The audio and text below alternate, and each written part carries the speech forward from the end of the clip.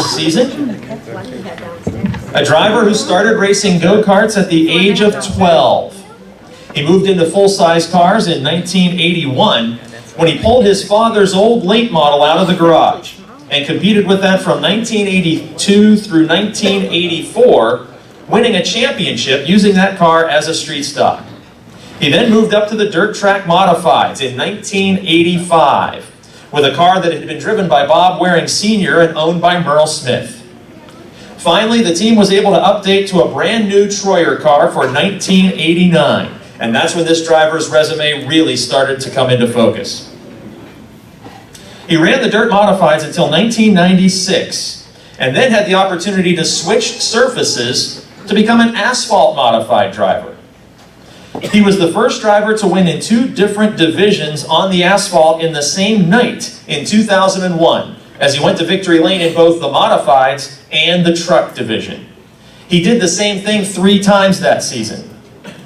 His overall statistics include 120 feature wins on both asphalt and dirt, 45 wins on the dirt, 75 on the asphalt.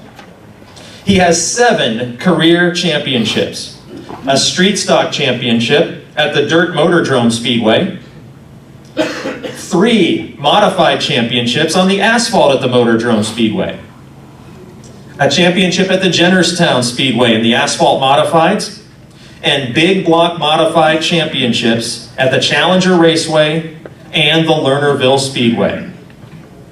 His favorite win was in 1993 when he won the Syracuse qualifier, defeating Lou Blaney at the finish line.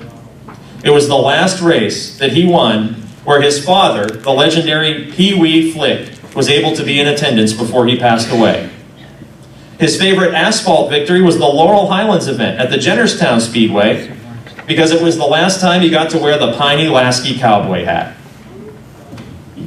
When we talk about versatility and a driver like Rod George who could win on tiny tracks and big tracks in the western half of the state or the eastern half of the state, I don't know that there's a resume that speaks more about versatility than one with championships in 3 different divisions on 2 different surfaces. And of course, from my standpoint, with a bunch of asphalt folks in the room, we could talk a long time about the Peanuts-tuned modifieds and the success on pavement. But as I remember, there was a dirt car that's beautiful colors became an iconic piece of Western Pennsylvania racing history in the 1990s on dirt. And the driver of the Vermilion and Chartreuse Deuce is now coming to the podium as a Pittsburgh Circle Track Club Hall of Famer. Ladies and gentlemen, Mark Flick.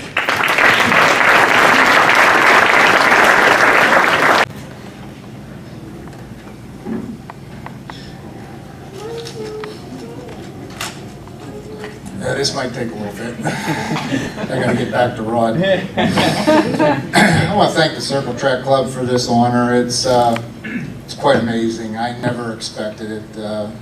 Congratulations to the other inductees for being honored with such a great racing group. It's pretty amazing.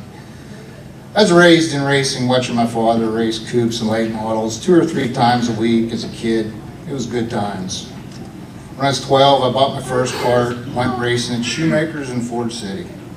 It was a big day for a 12-year-old. He was going to be a racer like his dad. I finished 3rd that day. That's when I met Rod. He won. But he didn't have a ponytail then. But I would like to thank Rod because my son's into sprint car racing now. And we didn't know a lot about it. AJ goes and talks to Rod, and Rod always sets him straight, and that's true professional, and I appreciate that. I then started racing the dirt cars in '81, and a few years in the street stocks, and moved up to big block modifieds. We struggled for a while, but we eventually won races and championships. After the '95 season, I was offered a ride in a modified on the asphalt for Paul Dominic. It was a new experience, and it was eye-opening. It was a car that was designed for dirt, and it didn't belong on asphalt. It was an evil machine to drive, but somehow we were able to win 6 or 7 races. At the end of the season, then Paul decided to go in a different direction. That's when I got a big chance to run a true asphalt modified. Dale Charlier, who builds cars, wanted to build some asphalt cars. He thought I'd be the first one to try it, and we did.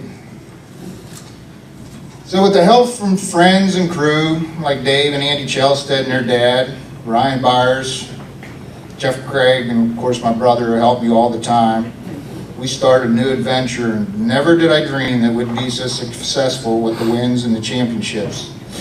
One season we won 20 out of 33 races, and the crew to this day still thinks they would have won all 33 had they had a better driver. I still call them my friends. I'd also like to thank John Schwartz. He let me drive his truck, and we won a lot of races with that, even though it had fenders. Little story with John. One night we were at Motor Drum running, and that's coming off the second corner. I got tapped, and I don't know if any of you all remember Motor Drum, but there was an opening on the back straightaway, and the truck went up in there, and I hit it. And I slid down the back straightaway backwards. I watched the bed land, some fenders, some tires. Car comes to a rest in turn 3. The ambulance comes out, and they said, "Mark, you okay?" I said, "Yeah, I'm okay, but you got to take me to the hospital." They said, "Well, what do you need to go to the hospital for?" I said, "Well, when I go back to the pits, he's going to fire me." The EMT looked at me, he said, "I don't want to be a smart ass or anything," but he said, "You didn't really leave him anything to hire anybody else to drive anyway." The amazing part about this is, when you run asphalt, compared to dirt, you get in a wreck, they take you off on a wrecker. On the asphalt, they take you off. If it's a bad wreck, it's a flatbed.